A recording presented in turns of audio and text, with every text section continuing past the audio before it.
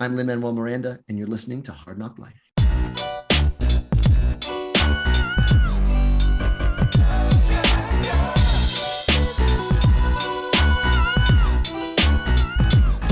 Well, it's the NOC in full color. You see me? The Hard Knock Life. Comics, movies, Welcome to Hard Knock Life. I am Keith Chow. I am Brittany Monet. Hi, I'm Dominic Ma. The three of us are finally back together. We had to do some fancy editing last week to get Dominic into the Moon Knight discussion, but now we're all together. We can, now that the both of you are here, were there any Moon Knight things we didn't touch on last week? I know, Dominic, you had some issue with me tweeting out moon darts instead of crescent darts on the Twitter. It's not moon darts. They're called crescent darts. It's not like a one-to-one thing with Batman where everything is moon this and moon that. I think it should be. I do believe he has a moon copter. I understand how you could call them moon darts. I do not know if he has moon shark repellent.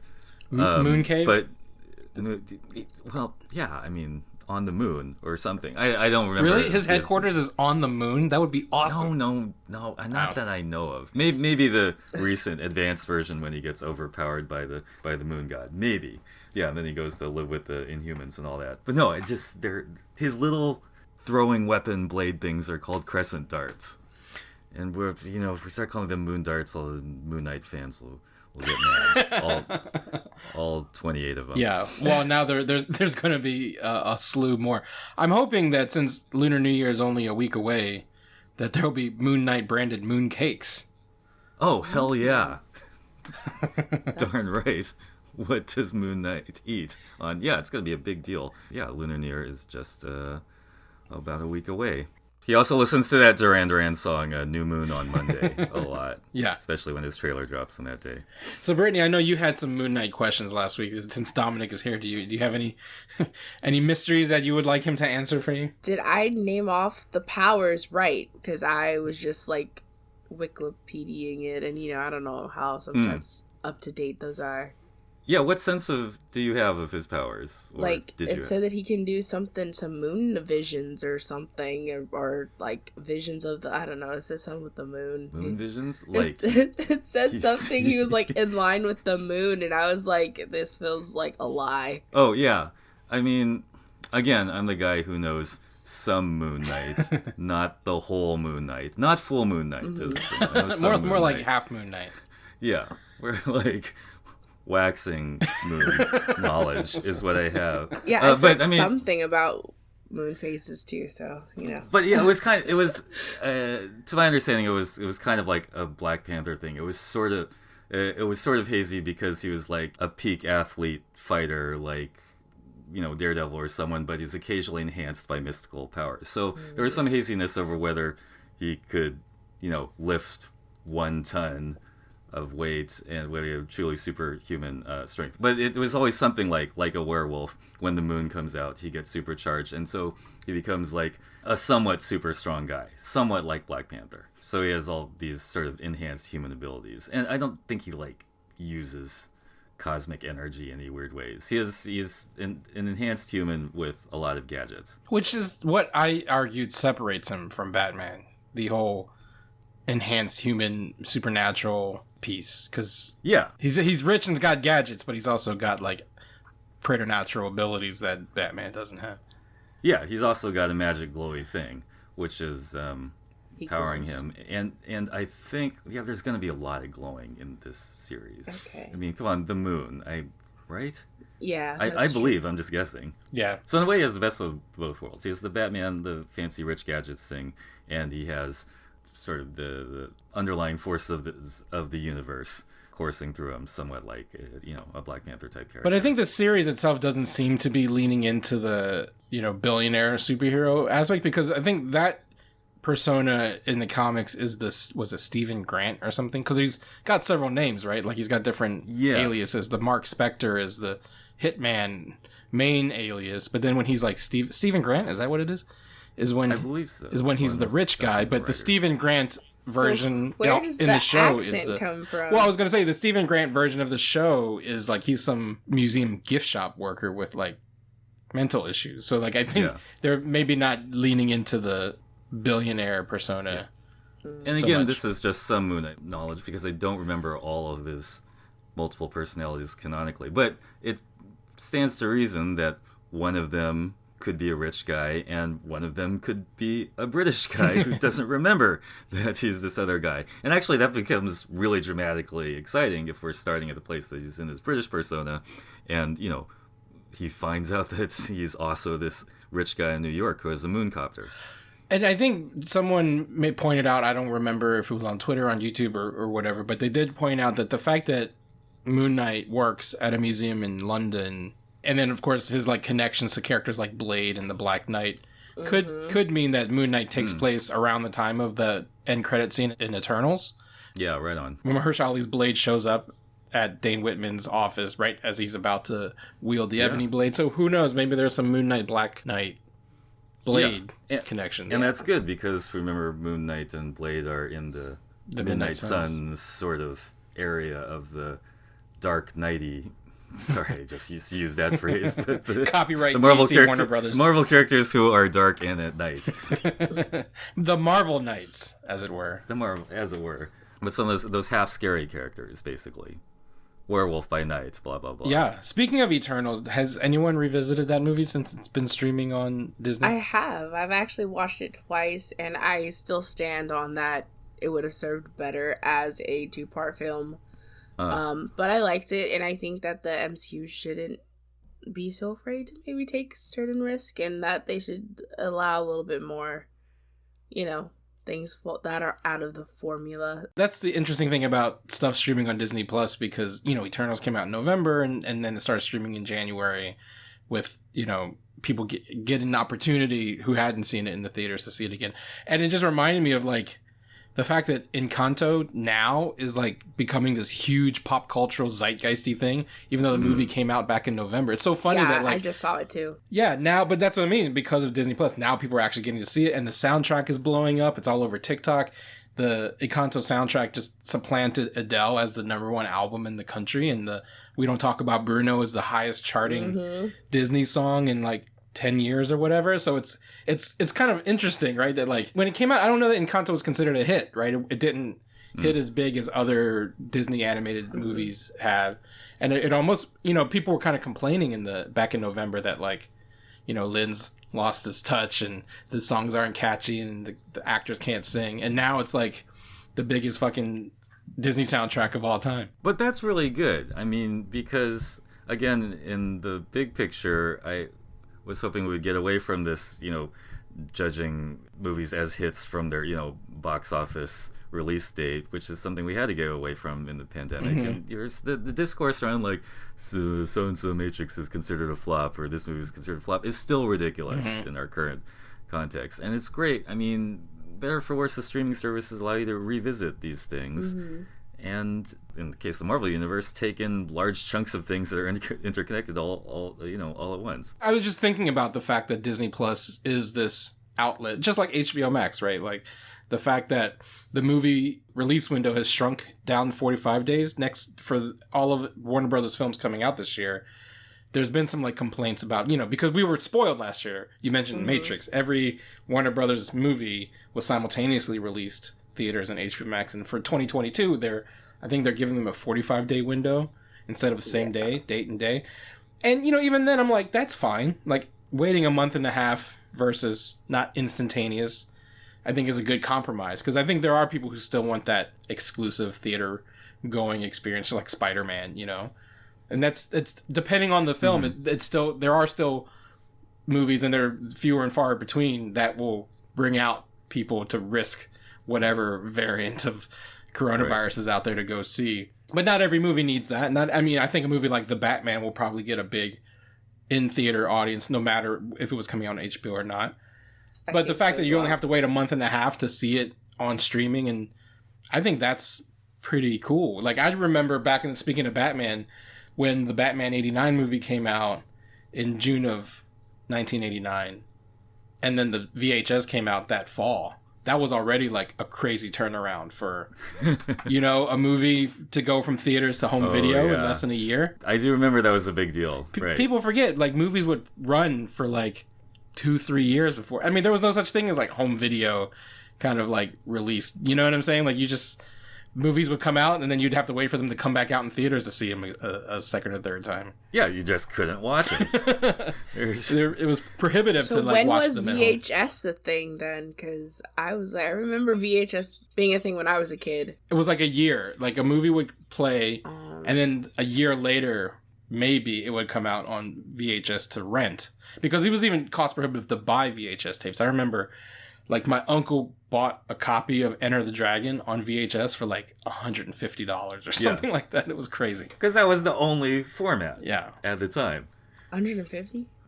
Maybe more, honestly. Like, to own the movie on VHS was like crazy expensive. This is wild. This is That the is early wild, 80s. isn't it? Okay. But imagine you don't have any other way to see the movie. Yeah, You need I mean, need a like, copy of the film on a reel. There's no internet shooting it into your home. no, like we had VHSs because I remember we would go to like Hollywood Video. Yeah. Well, right. I mean, that was Hollywood This Video. is proof that Dominic and I are very much older than you, Brittany. This is even pre-Blockbuster, pre-Hollywood Video. I'm talking about and I was little, like maybe 4 or 5 years old. I remember, again, similarly, maybe it didn't come out on VHS, but it would broadcast on TV because I remember watching Superman, the TV edit, as a little kid, which was, that's something that I think Warner Brothers recently released on Blu-ray a couple years ago, like the TV version of Superman the movie, which was actually longer than the theatrical version, which is kind of crazy to think about. So, Whoa, cool. Is it longer because of commercials or? well, no, there were actually scenes that, I think because of commercials to make the movie fit in the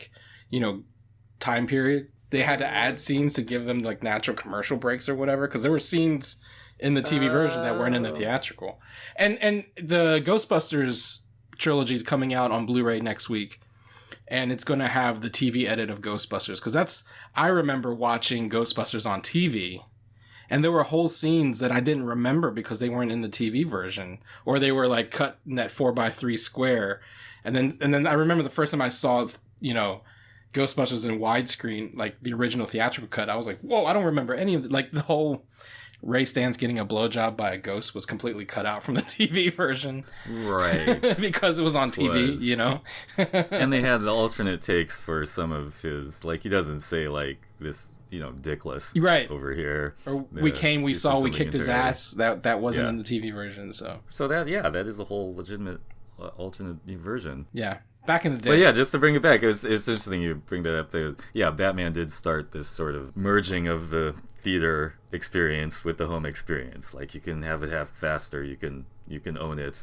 It can be completely accessible to you, and Batman, that Keaton one did start that in a way. Yeah. And then full circle, this new movie, The Batman, comes out March 4th, and then it'll be streamed on HBO 45 days later, and who knows, the Blu-ray will probably come a month after that. So that the theatrical window is shrinking and shrinking, which makes sense because, to your point, like, even all the prognosticators and the box office analysts, they don't give a shit after the first couple weekends anyway. So why not just allow more people to see it? Because had that been the business model for like a Birds of Prey, all that conversation around it being a flop wouldn't have happened. Yeah. And it doesn't matter if it makes all this money in the traditional box office. Which is model, why we're still paying for this streaming service. You are buying Blu-rays. Why I stand by the point of, like, I think the way that comic book movie sites report on, like, what movies are doing in their production and everything has, like, really ruined the way people view what happens with movies, or like the reality of like movies, and just like how much money they're actually making is a lot more than you think, and they're making their money back. And there's all this stuff about it, like, people don't understand additional filming and reshoots are normal in every film. Like, every film does it. Like the House of Gucci did it. And it's like, people don't realize it's standard. But the way that we report on superhero movies has, like, ruined the way people view, like, filmmaking, that they don't understand certain things. So, and I think a lot of that is, like, stupid bullshit competition between like DC fans and MCU fans and all the like, that movie was a flop and this movie, like, as if like box office returns determines like quality of film. Like, a bunch of movies make a shit ton of money that suck, and a bunch of movies that don't make any money are great and then find their audience in later cult viewings and become like staples of people's childhoods, and not necessarily was a big hit when it came out. And I think that there's a lot of stuff tied into just stupid, like, Star Wars versus Star Trek or DC versus Marvel or whatever bullshit, you know?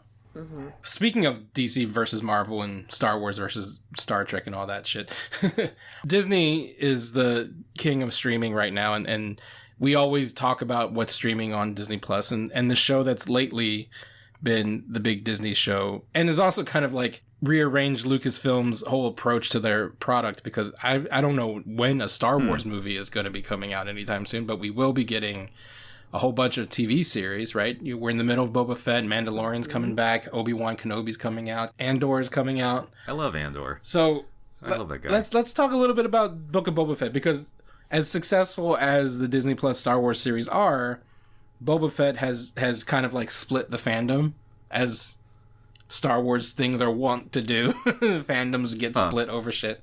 Where are we now that we're 4 episodes deep into Book of Boba Fett? And I think it's only a 6-episode order, so there's only 2 left. Yeah. Are we feeling the show? I know I've made some. I've been complaining, but you know I'm not a hater. I just feel like the pacing of it is kind of odd. But where are we after episode 4? I'm still on board. I like it. I feel like episode 2 and 4 have been the best episodes, with 2 still being the best of the show. But yeah, I think the even number episodes have been better written and directed, and like Just like Star Trek. Yeah, I guess so. and you know we pointed this out last week. The episodes not directed by Robert Rodriguez have been the better ones, which is interesting. Because Kevin Tancherone directed this most recently. Which, Oh, okay. for those who don't know, he's done like Agents of S.H.I.E.L.D., and I think he's also done some of the Netflix MCU stuff, so he's like not a stranger to this like genre, I guess you could say. So Right. I really like when anytime he was doing Agents of S.H.I.E.L.D., I'm like, oh, this is gonna be a good episode. So when like I saw that he directed at the end, I'm like, no wonder this episode like was pretty decent. Like he was involved. But yeah, I liked it. I liked the ending. I liked the music cue at the end of who's coming in the next episode or 2. Yeah. So for those of you who have not seen episode 4 of Book of Boba Fett, essentially it catches up there are going to be no more flashbacks, because he's not going to use the Bacta anymore. And the point at which he emerges from the Tusken Raiders has synced up to where we are, and you know he finds Fennec Shand and everything. So we're all caught up in terms of like the story structure, which I thought was its weakest point, is that the awkwardness of how it shifts back and forth. I don't mind shows that have flashbacks, like Arrow and Lost set the precedent of how you go back and forth in timeline. I just felt the way they did it was really weird, because it's like you get a whole chunk set in the present, and then all that momentum is kind of like cut off because he goes, I gotta go take a nap now and have a dream. And then the dream becomes like the second half of the episode. And it, you know, like thematically they don't necessarily connect, because the great thing about Lost is like the flashbacks are always like tied thematically to what's happening in the present. Whereas like on Boba Fett, it's like, I'm doing this thing, and then I gotta go take a nap, and then I'm gonna do this whole other thing, which was a weird just narrative choice. There aren't really smooth segues between No, the not at past all. and the current things. But now they've all caught up, and you know I think this most recent episode, the kind of quote unquote flashback, or the chronologically earlier point, was synced up to the episode in which Fennec Shand was shot by the Mandalorian, and we see how he saves her life and why she's indebted to him.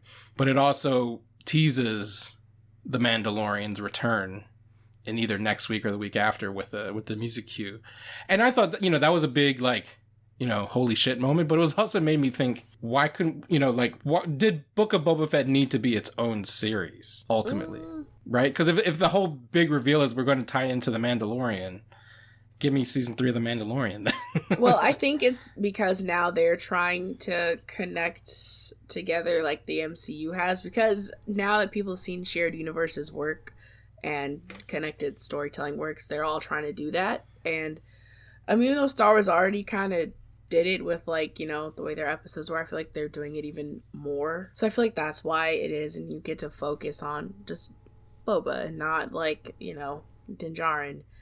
And I like it. I know there's some people who are mad. I think people are mad because it humanizes Boba and makes That's him a more... stupid reason to be mad. I think know. You're right. I think you're right. I think people are mad because they were just expecting him to be like mindless killer hunter guy and nothing else. They weren't expecting substance. And I think because for people who are upset that there's substance there is kind of annoying. Like they don't like that he's gone through an almost traumatic near life death experience, of course you'd come out of it different. You're gonna move different. You're gonna be different. And the fact that people aren't being logical about that and are upset about it, that's the criticism that bothers me. For someone who's just like, it's just not hidden for me, that's fine.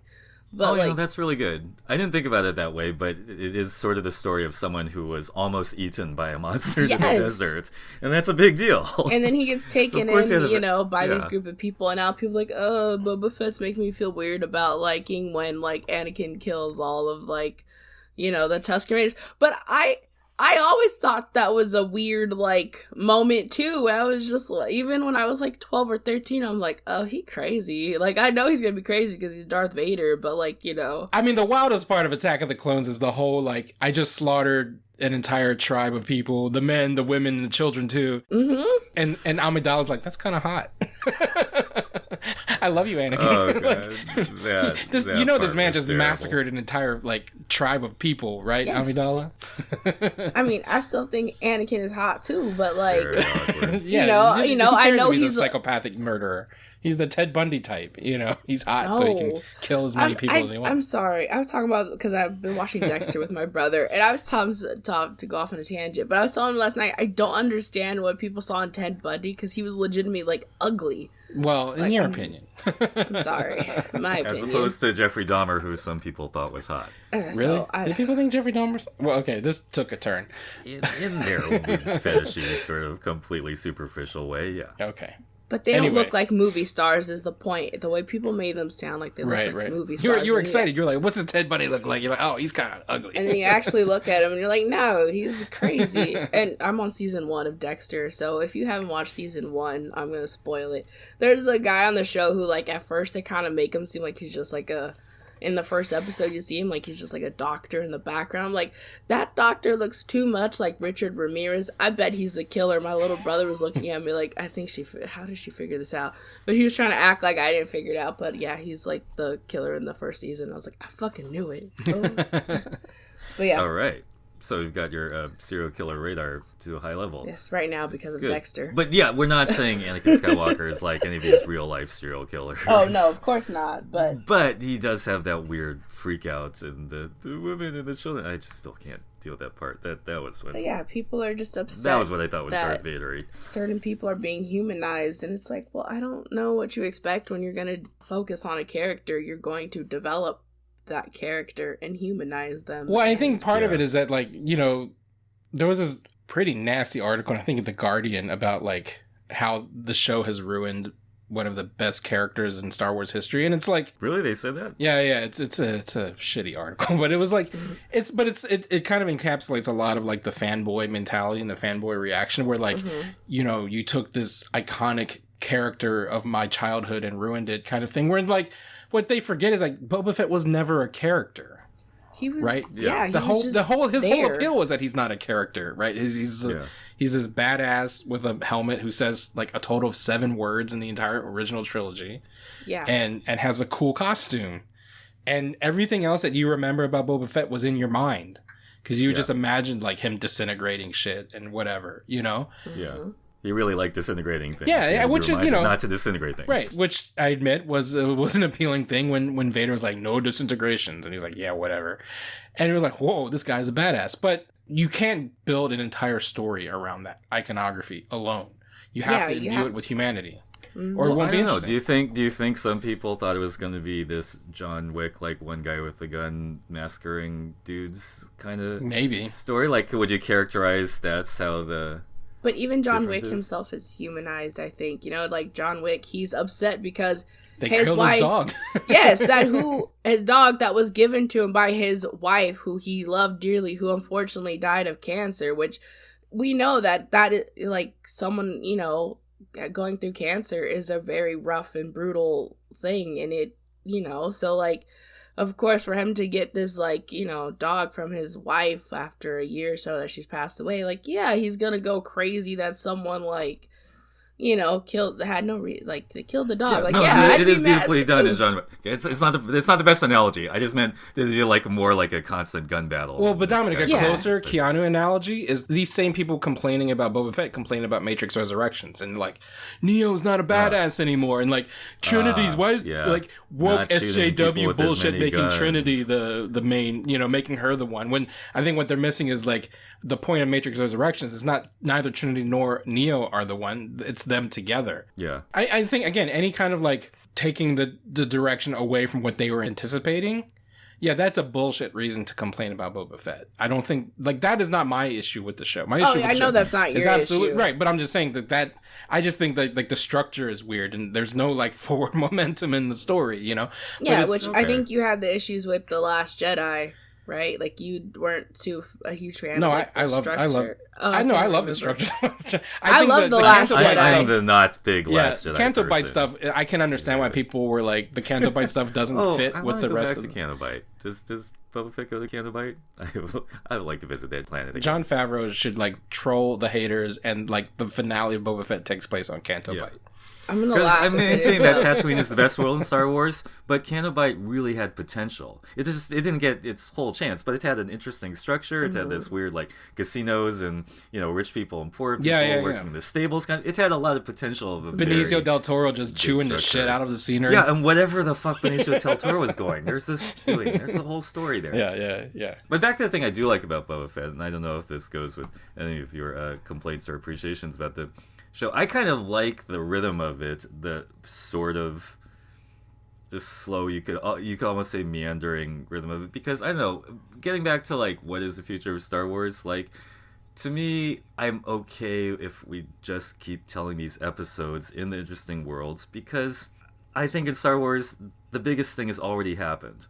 Unlike my appreciation of the Marvel series, where we're kind of waiting for the next big event to happen, for me, Star Wars is about, right now, this could change, but I just think, like, the biggest thing in the universe has already happened. We had that big fight and blew up the second Death Star. And I don't care, I guess I'm saying I don't want to see, like, another big empire or another big bad or another huge narrative. Yeah. I'm more interested in spending time with these characters and these interesting worlds and landscapes and getting into some of the details. It's kind of like a nature channel kind of I think thing. part of it too is because what the next big that the next big empire is the First Order, and we see how that plays out, and that's why I think this time period is the perfect sweet spot, because like you have like another 10 15 years before the First Order, so you can kind of tell a lot of stories within this time period, which is right after, and kind of like tugs on the nostalgia strings without going full on, remember this, remember that, remember this, remember that. So like I think this is the sweet spot, but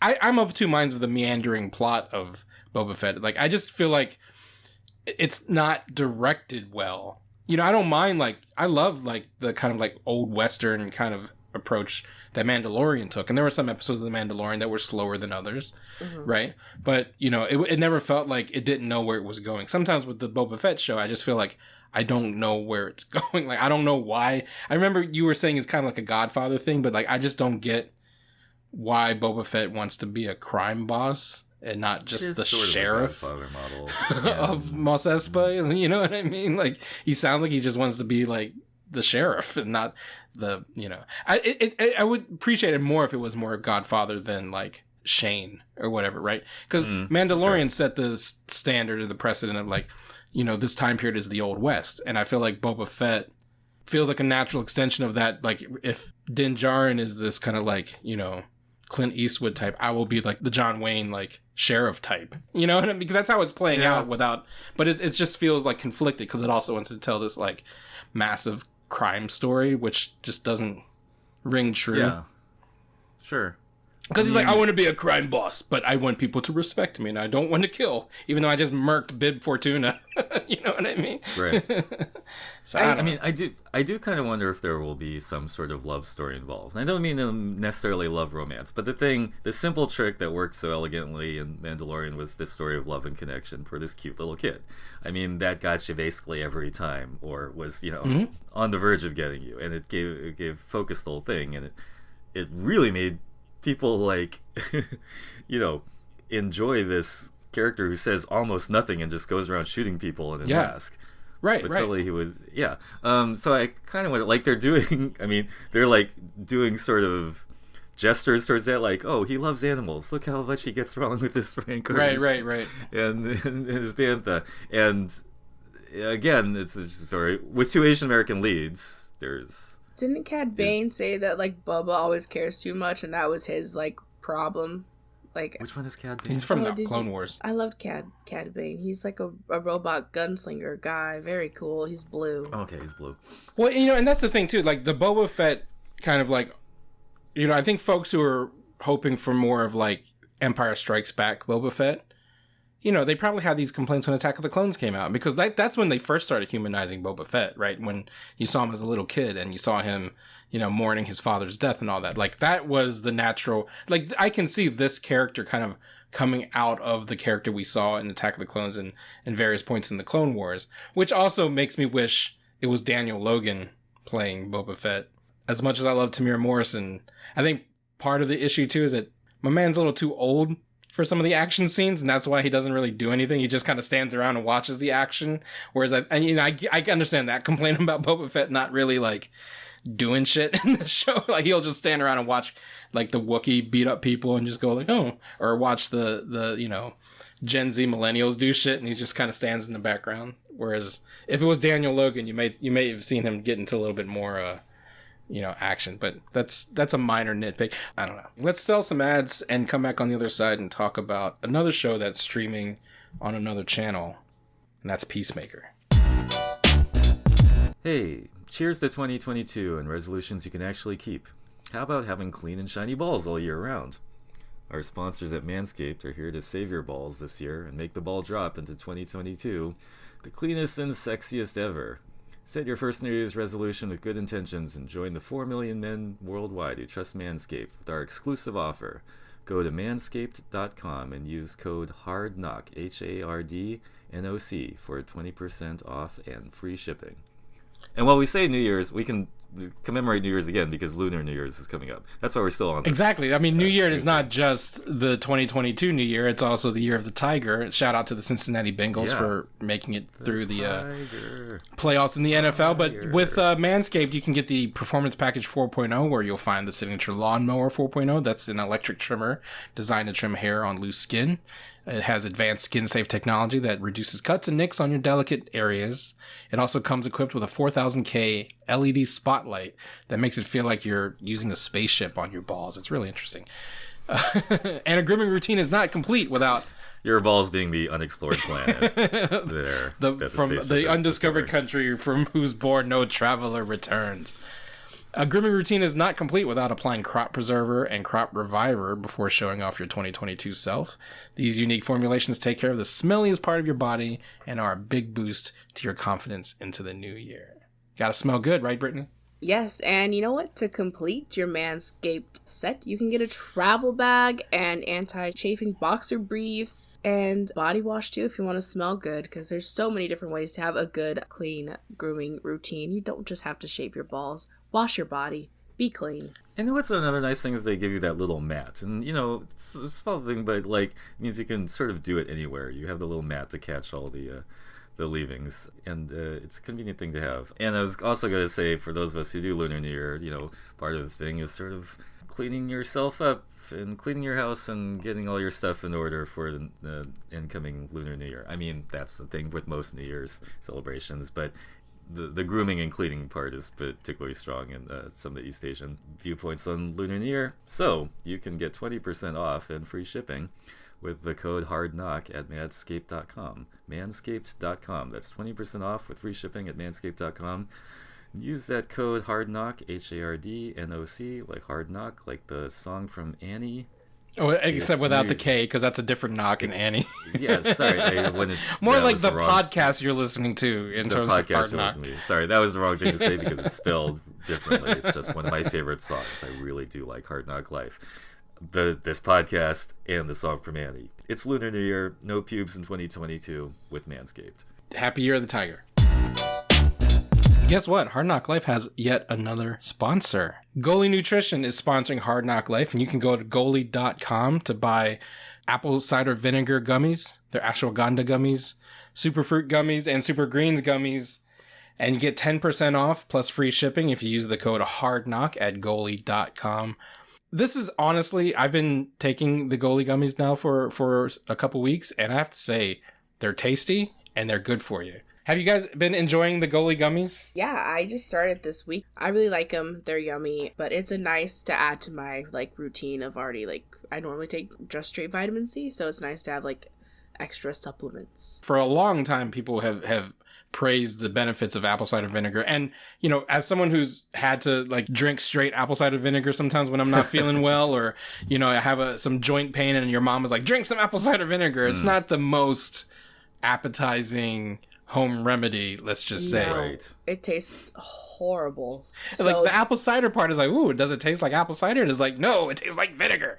But ACV is very good for you. And the fact that Goalie has been able to put the ACV into these tasty little gummies made with pectin and fruit peels, which make them vegan, which is cool. So if you're vegan, you can still rock these gummies, because everyone knows gummies are usually made out of gelatin and nasty shit. These are made out of complete non-GMO, gelatin-free, gluten-free, vegan ingredients, and you can get the benefits, all of the benefits of apple cider vinegar, taking these tasty, delicious, convenient gummies. So go to goalie.com and use the code HARDKNOCK, that's HARDNOC, just like the podcast you're listening to. Get 10% off your purchase of Goalie products and free shipping. It's a much better delivery device for that apple cider vinegar. Yeah. These Goalie gummies are great. You get it, and it's a delicious little candy. And I've been enjoying the Super Fruits one. I did feel kind of refreshed after taking a few of those. Yeah, no, but I'm loving them so far, and they're definitely tasty. If you just want tasty gummies, at least just eat them for the yumminess. Yeah. So go to goalie.com, use the code HARDKNOCK, HARDNOC, get 10% off your purchase and free shipping at goalie.com with the code HARDKNOCK. All right, we're back. So we were just talking about the stuff streaming on Disney Plus. There is another show that's 4 episodes deep, streaming on HBO Max. And I know, Brittany, you're only the pilot, and Dominic, you have not yet ventured into the world of Peacemaker, but I gotta say, I think I love this show. I think this is my favorite DC show since ever. Please say why. Because I have thoughts it's better on it based than on the movie, Smallville? but not for the show. I never so far. I mean, that would be 4 big. episodes in. I didn't think I would enjoy it as much as I did. For what it's worth, there were 10 years of Smallville where there have been some shit episodes. So Smallville is always going to have a little place in my heart, of course. Peacemaker's not going to go as long as Peacemaker Smallville will not go forward. 10 years, and that just doesn't happen anymore. It won't take them 500 episodes or 1,000 episodes to get Peacemaker into the Superman costume. So that's not an issue. But no, I love the show. I didn't think I would, full disclosure, because as much as I enjoyed the Suicide Squad, the idea of a Peacemaker show out of that film did not fill me with a lot of hope. I feel like a lot of people felt that way, honestly. And I think why I like the show so much is that I'm so surprised by how much I care about these characters. Because I did not give a shit about any of them in the Suicide Squad. And 4 episodes in, I'll say this. I know you've only seen the first episode, Brittany, but a character called Vigilante shows up in episode 2. Okay.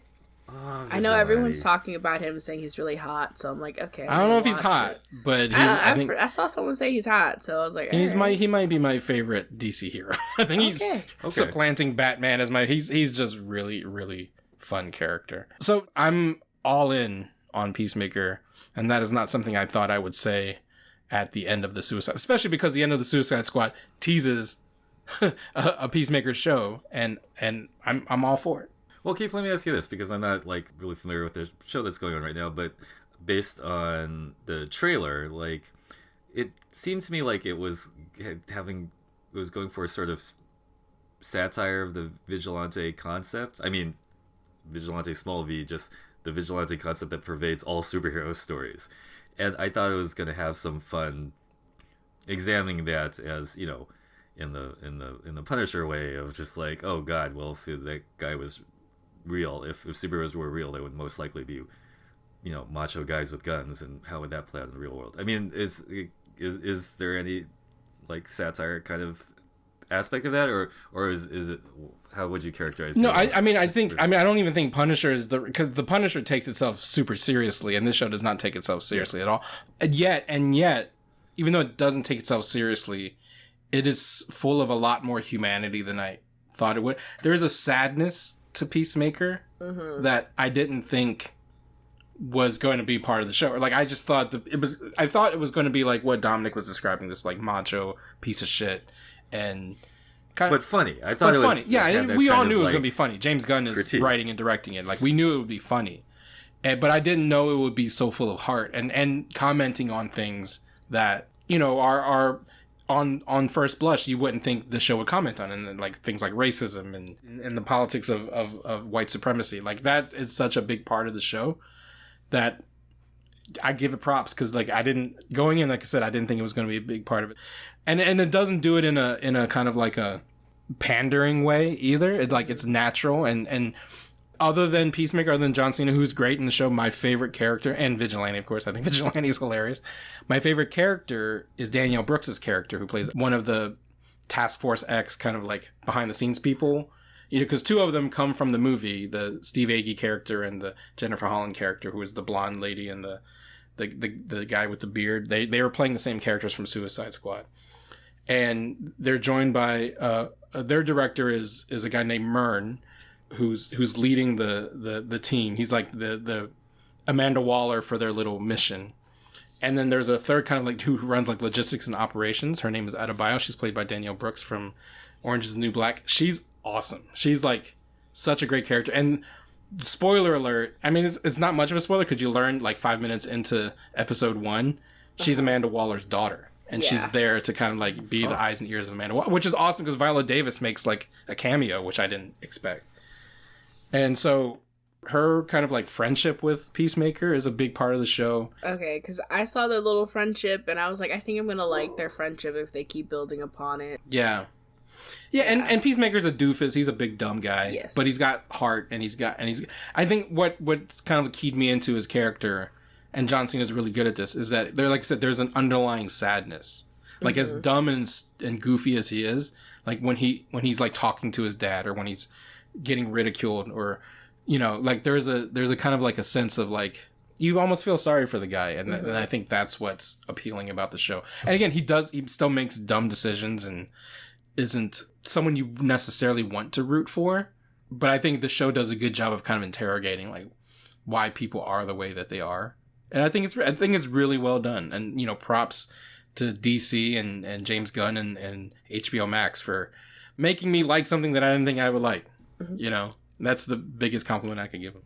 Here's a non-substance question about Peacemaker. Have they played any Van Halen yet? No, but hair metal from the 80s is a big part of this show. Yes. Oh, okay. At least it's from like, the first episode, from what I remember, yeah.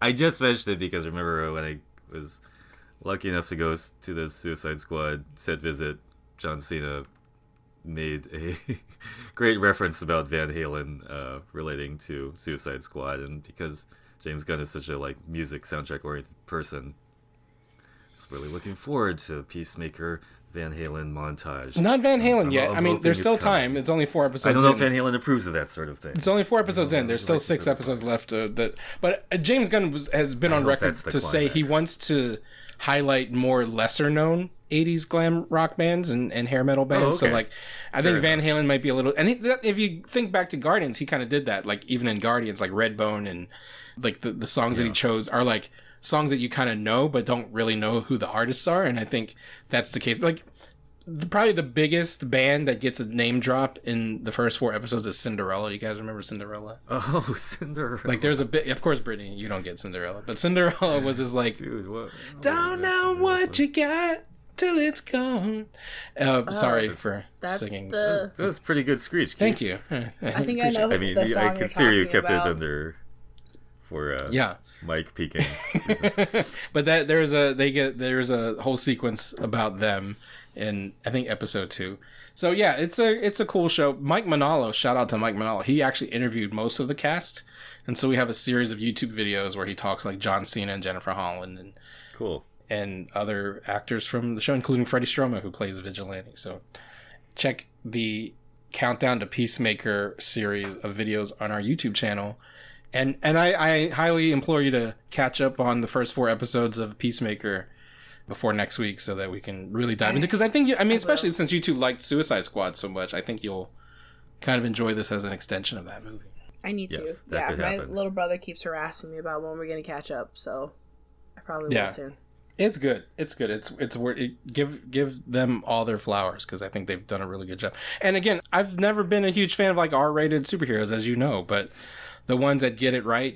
And I put this up there with Birds of Prey as an R-rated superhero story that gets it right. So anyway, that's Peacemaker. Check that show out. HBO Max. First 4 episodes available now. Episode 5 dropping this week. I guess that's that on that. What's Nerd Poppin'? So Ozark, if you guys know that show, is back on Netflix. I've watched the first 2 episodes of the new season, and I just love the show. I think it's really great. If you want to watch white people trash drama, it's a great show. It's the final season too, isn't it? Isn't that what they're billing this as? Yes, and it's a little bit more than just white trash. It's like, a white version of like drug cartel, basically. And money laundering. It's for like, if you like Breaking Bad, you'll like Ozark. Yeah, basically is what it is. But it's really good. I love it. And Baby Daredevil's actually on the show. He's one of the kids. Who's Baby Daredevil? If you watch like the show Daredevil, he played like young Matt Murdock. So young okay. Matt Murdock is actually right on the show, and he is a very interesting kid and getting himself into some stuff. So it's a good show. I really like it. You should definitely. It's only 3 seasons. It's only like 3. Yeah, only 3 or 4 seasons. Yeah. I've never started. I mean, I've thought about it, but I've just never. It's pulled the trigger on Ozark. It's definitely because I love Jason Bateman. Oh yeah. So. It's just funny because it just feels like Jason Bateman, and like he just still it's like the dark side of Arrested Development, basically. Yeah, that's how it feels. He's just like now I gotta like get myself out of this situation because this person like it feels very much like that, but not. I think I'm sold then. If this is just like, what if Arrested Development with guns? I think yes, I'm sold. Yeah, because he's the same very, like, sarcastic kind of, like, I'm just trying to live my life. Yeah. Yeah, it's good stuff. Dominic, what's Nerd Poppin'?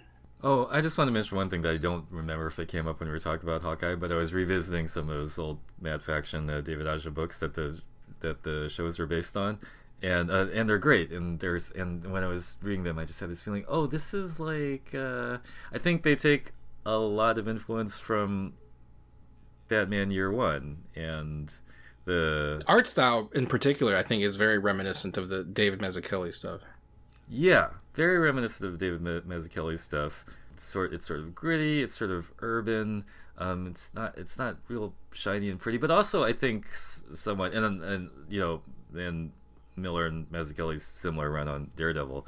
There's some connective tissue there, and it works great. Yeah, no, Brittany, you had mentioned before we were recording that the Hawkeye, I think, YouTube channel was showing some deleted scenes. Yeah, or someone had been posting them. I don't know, but there's deleted scenes that I saw one of them, and it should have kept it in because I just feel like, I don't know, you are spending all this time trying to develop this character in this world. You have enough to. There's a couple those scenes, the one I didn't really watch, but I know everyone was saying that should have been left in, was a flashback to when Clinton was younger with his mom. So I didn't watch that one, but that probably should have been in there. But the one I did watch was one with Eleanor Bishop, I think that's her name, and she's actually talking with Kingpin, which seems like to be like right after the Battle of New York, and that should have been left in there. Even if they had to save it for like later on in the show, they still should have kept it in there because it was a really good like scene that really established like their dynamic, and they should have kept that, definitely.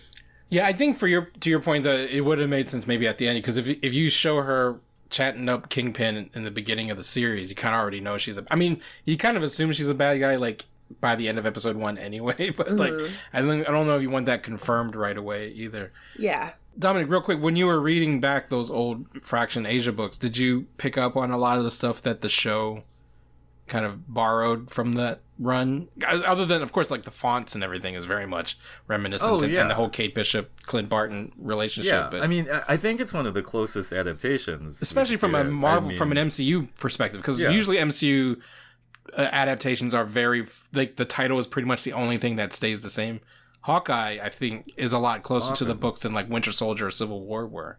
Yeah, it's had a well thought out vibe. Mainly there not being a lot of super shit going on. It's got the tracksuit guys. It's got the place where they go to the big party. The dynamic between Clint and Kate is necessarily a little bit different because I think Kate in the comics reads a bit older, or maybe it's just that Haley Steinfeld reads a bit younger in the show. But yeah. And anything nerd popping with you? Yeah, so I finally watched, it's been out for some time, but I sat down and watched The Tragedy of Macbeth on Apple Plus TV, starring Denzel. I need to watch it. And Frances McDormand. It's amazing. It's so cool. Like, I know people gave Zack Snyder shit for when he released Justice League in black and white and in the Academy 4:3 framing. Mm-hmm. And I also think Zack Snyder should deserve shit for the 4:3 black and white framing silly. For Justice League because it's the fucking Justice League. But for Macbeth, it's not an old movie. For Macbeth, it's just so visually striking to see the sharp angles and the shadows and the way they use light. And this is the Macbeth with Denzel Washington. And, with Frances McDormand, directed by Joel Coen. Cool. The performances are amazing. Denzel knocks out the part. I mean, he's kind of an odd choice. Both he and Frances McDormand are odd choices for Macbeth and Lady Macbeth just because they're like in their 60s. And it's just, so much of Macbeth is about ambition and, wanting to be king. And like once you're 60, it's kind of like weird to be. Anyway, but shout out to Catherine Hunter. She's like a performance artist who plays all three witches. And oh, cool. She's like she's just so interesting to watch. When she's like the way she moves, and I don't know what to expect because like it's not both Coen brothers, it's just one of them, Joel. They're not doing this as the Coen brothers, but just the idea of Coen brothers doing Shakespeare, what the fuck, I don't know if you guys are huge Coen brothers fans, but I'm a huge Coen brothers person. Yeah, so what was your impression when you heard that like one of them is doing a Shakespeare play? They have status. That's the kind of epic thing that they can do. Yeah, I guess. But or one of them. Yeah, right. Yeah, I don't know why Ethan's not. Maybe Ethan. I see. I'm like not a big Shakespeare person, so that's my resistance. But I eat up anything the Coen brothers do. So well, I think you would get. Hard. I mean, even if it's not like the Shakespeare is not the appeal. I mean, I'm a big Shakespeare. I love Hamlet, and I loved seeing actors do Shakespeare. I think less the Shakespeare. I just love watching people perform Shakespeare. There's just something about challenging. I'm going to tell you, Shakespeare is very, very challenging to perform as an actor just because also, like, the language is so far from how we speak it now, so you have to say it. It's really hard to do Shakespeare, and there's also, like, a rhythm to it, as we all know. Yeah. So Shakespeare's very hard to do, so anyone who can do Shakespeare is just, Yeah. And honestly, that's kind of what kind of bugs me about it because I think it's a lot of actors just like challenging themselves, just doing doing like a fancy exercise, but like watching someone do like a hard thing in sports. Right. Yeah, I love. I mean, I would go down rabbit holes just watching different actors do To Be or Not to Be. You know what I mean? Just to, of course, Denzel kills it when he does the Tomorrow and Tomorrow speech, and I also want to shout out Corey Hawkins who plays Macduff. What a year Corey Hawkins had, because he was, of course, Benny in The Heights, and now he's Macduff in Macbeth. He's still Dr. Dre to me. He'll always be Dr. Dre from Straight Outta Compton. My man's got range, is what I'm saying. But he kills it. I believe you. But it was, I think, because I didn't know he was in the movie until I saw another trailer for it, and me and my mom were like, wait, that's Dr. Dre. So, yeah. In the black community, once you play a certain character, that's who you are for life. So like you're always gonna be that person. Yeah, but I gotta give him his flowers. He's great in it. Denzel, of course, is Denzel. Frances McDormand is an interesting Lady Macbeth, but less the performances, less the actors. The thing that you really will take away is just how visually striking this movie is. So it's on Apple TV Plus. If you have that, check it out. I think it's playing in select theaters. Still, it's really cool. And if you're a Coen Brothers fan, just check it out for like Joel directs the shit out of this movie. They did Inside Llewyn Davis, right? Is that them? Okay. With Moon Knight. No Country for Old Men and The Big Lebowski and Oh Brother Where Art Thou. Yeah. Okay. All right. I've seen Oh Brother Where Art Thou. I just think of Inside Llewyn Davis just because of that, like when Justin, Oscar, and Adam are recording that song. Oh, that's right. Adam Driver's in that too. Yeah, and I just always think of that moment, so I always just associate the Coen Brothers with that very interesting Yeah, well, I mean, that's song. a great Coen Brothers movie, so. What's your favorite Coen Brothers movie, Dominic? Oh, I watched No Country for Old Men like 40 times over the winter time. I don't know why. I don't know if that's my favorite. It's just a beautifully composed movie. So again, if you're not a big Shakespeare guy, just watch it for the how Joel just directs the shit out of this movie, because Barton Fink, Raising Arizona. yeah. But anyway, that's Hard Knock Life for this week. Brittany, how can people find you on the internet? You can find me on Twitter and whatnot at Hi Brittany Monet, and you can also check out my other podcast, Naomi Podcast, at Naomi Podcast, which is also a double stream for the Lituation Room and backlog of the Black Lightning Podcast. Dominic. Oh, I'm Dominic Ma on Dama on Instagram or Twitter, DOMMAH. You can find me on Twitter at @TheRealChow, _real_Chow, and at RealKeithChow on Instagram. Follow the Nerds of Color at the Nerds of Color, and go to hardknockmedia.com to find this podcast and all of the podcasts in the Hard Knock family. Subscribe and rate us on Apple Podcasts, Spotify, Google, wherever you get podcasts. Also subscribe to our videos at youtube.com/the Nerds of Color. Support us on Patreon at patreon.com/the Nerds of Color. Shout out to Chops and Adam WarRock for the theme song. And until next time. I sure hope the other Coen brother is working on a superhero movie. I know people would both hate that, and it'll never happen. But I would really love an the Ethan Coen superhero movie. Superhero movie? Yeah. Is he? We'll see. Or are you just joking? No, he's not. That's never gonna happen, and people would hate it. Hey, you never know. You never know. You never know. Never Anything say is never. possible. I'm asking. The Coen brothers could do like a really great Alpha Flight movie. Watch it on your screen, hit play, so check this. This is the hard knock life, but not the chicken kind, more like the